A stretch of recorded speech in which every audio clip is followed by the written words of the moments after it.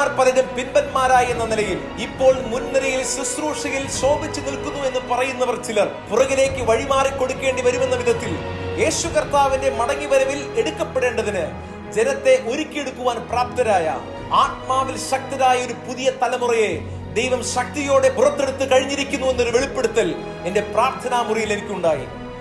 എന്റെ സഭ അവരുടെ സഭ, എന്റെ സംഘടന അവരുടെ സംഘടന, എന്റേത് നിന്റേത് എന്ന് പറയുന്ന പൈശാചികമായ ഡിനോമിനേഷൻ സ്പിരിറ്റിനെ ദൈവസഭകളിൽ നിന്ന് അധികം താമസിക്കാതെ ദൈവം പറിച്ചു കളയാൻ പോകുകയാണ്.